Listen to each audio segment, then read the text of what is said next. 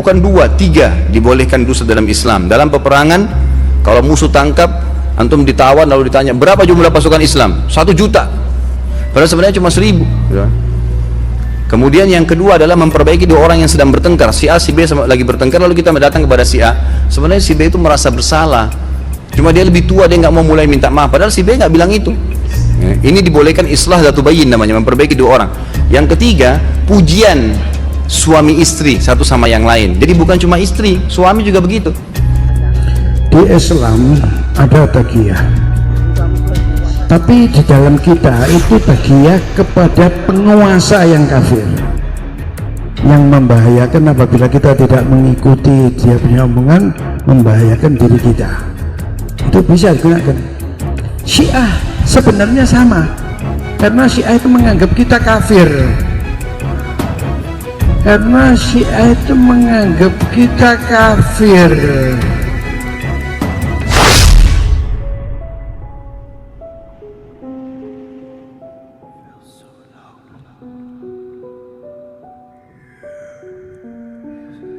Di dalam Islam itu setiap muslim itu walaupun dia sholat taat tetap masuk neraka, karena ada di dalam Al-Quran dalam surat Maryam ayat 71, dan tidak ada seorang pun daripadamu melainkan mendatangi neraka itu. Hal itu bagi Tuhanmu adalah suatu kemestian yang sudah ditetapkan.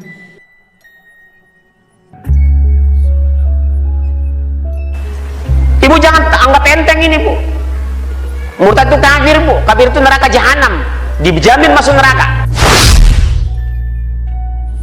Dan tidak ada seorang pun daripadamu melainkan mendatangi neraka itu. Hal itu bagi Tuhanmu adalah suatu kemestian yang sudah ditetapkan.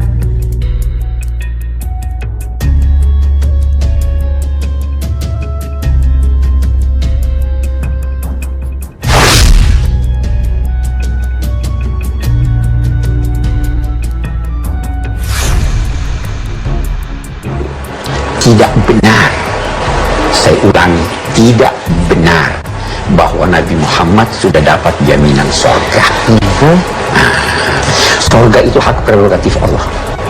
Nah, oke, prerogatif. Ya toh. Ya. Memang kita yakin bahwa beliau ini. Kenapa saya katakan begitu? Pernah ada seorang sahabat Nabi dikenal orang baik. Terus teman-temannya di sekitarnya berkata, bahagialah engkau akan mendapat surga. Nabi dengar, siapa yang bilang begitu tadi? Nabi berkata, tidak seorang pun yang masuk surga karena amalnya. Kamu berkata dia baik, amalnya jadi jangan surga. Surga hak prerogatif Tuhan. Terus ditanya, kamu pun tidak, wahai Nabi Muhammad? Saya pun tidak.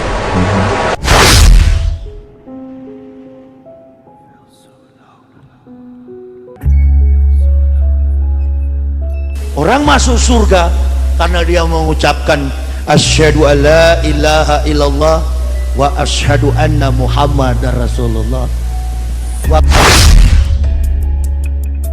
Tidak benar, saya ulangi, tidak benar bahwa Nabi Muhammad sudah dapat jaminan surga. Kiai sebesar apapun, setaat apapun, jangan pastikan bahwa dia masuk surga. Sebaliknya, manusia sedurhaka apapun, jangan pastikan bahwa dia pasti masuk neraka, karena itu hak prerogatif Tuhan.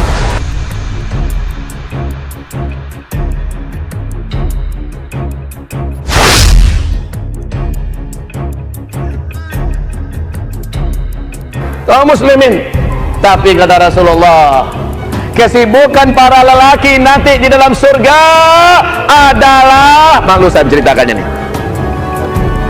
Mau terus? Kesibukan para lelaki yang masuk surga di surga adalah memecah perawan istri-istrinya. Perawan terus. Habis malam pertama dapatkan perawan istri, selesai dia perawan lagi. Gitu. Serius, Pak. Bagusnya ibu-ibu nggak ikut dengar pengajian ini. Ini khusus bapak-bapak.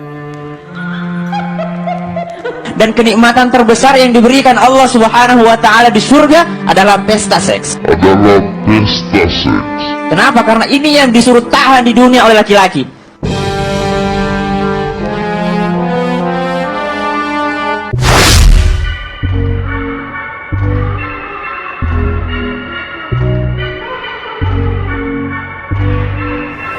Kita bangga menghafal Al-Quran tapi tidak memahami Al-Quran.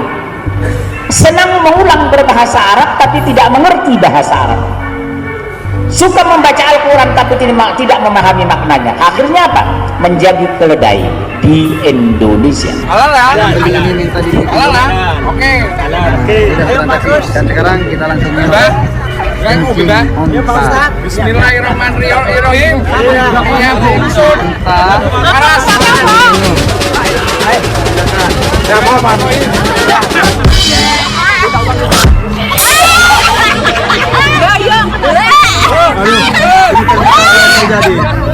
Apa yang terjadi? Terus. Langsung keluar semua kotoran-kotoran. Keluar semua kotoran-kotoran yang ada di dalamnya. Foto lagi. Itu obatnya. Oh, dicampur susu kok, bener kok. Itu dia. Kok uyah itu? Apa yang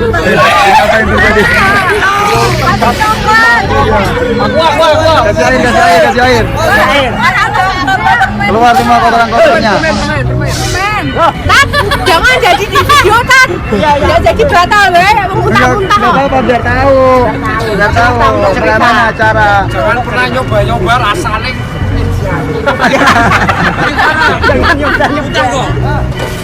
rasanya. Rasanya belum pernah aku minum sesuatu yang rasanya seperti ini. Oh, berarti nggak bisa. Nggak bisa masuk. Berarti udah nggak ada ya, udah nggak ada rasanya, udah hampa udah. Rasanya Sampai muntah-muntah. Mengerikan. Terus gimana kalau ada jemaah lagi ke sini? Tapi lebih bagus daripada penasaran mencoba. Segala sesuatunya dicoba. Insya Allah kalau punya sakit penyakit seperti yang sudah dibicarakan sembuh.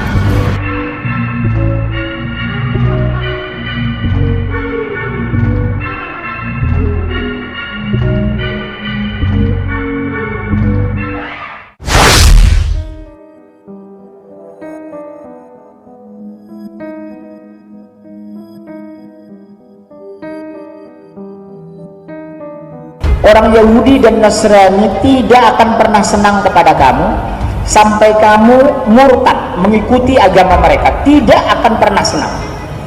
Oleh sebab itu Al-Quran tegas, la tattakhizu yahuda wan nasara awliya. Diharamkan menjadikan orang Yahudi dan Nasrani satu sebagai pemimpin, sebagai wali, sebagai saksi, sebagai sahabat.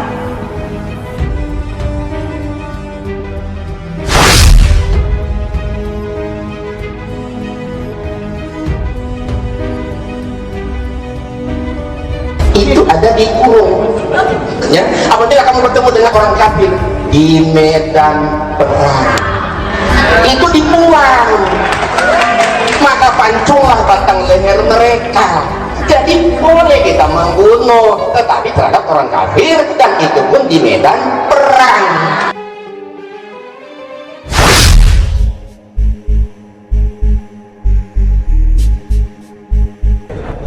Apa syarat poligami? Harus minta izin dengan istri? Tak ada.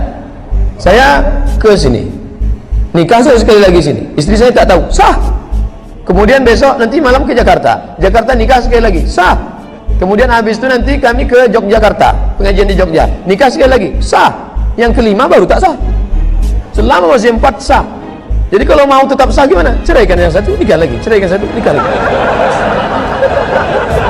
Dia bisa terus. Itu namanya unlimited edition.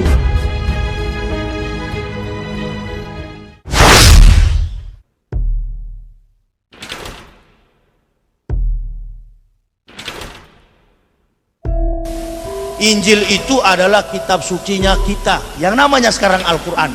Taurat itu adalah kitab suci kita, yang namanya Al-Quran. Zabur Daud atau Mizmur Eleh Hadebarim, kitab Mazmur di Kristen itu, itulah yang namanya sekarang Al-Quran. Semua kitab yang dibawa nabi-nabi ke dunia yang tidak terbukukan hanya dengan ucapan lisan mereka, lalu pada abad yang ke-7 terbukukan di dalam su'ub, dan sekarang dalam zaman modern namanya Al-Quran.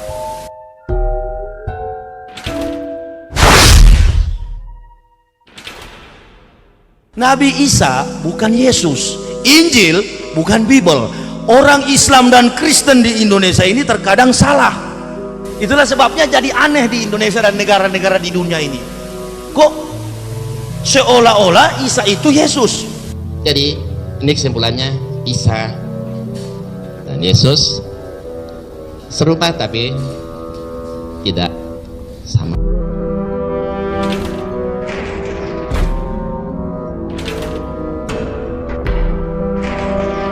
Kalau orang mempertahankan sama sekali Isa bukan Yesus bukan Isa, berarti Quran kita tidak sempurna. Kalau orang mempertahankan sama sekali Isa bukan Yesus bukan Isa, berarti Quran kita tidak sempurna. Untuk membantah Yesus tidak mati di salib, kenapa pakai dalil Isa di Quran, ya kan?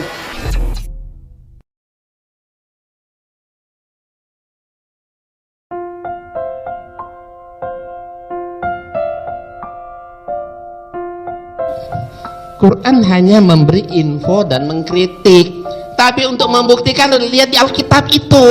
Quran hanya memberi info dan mengkritik, tapi untuk membuktikan lihat di Alkitab itu.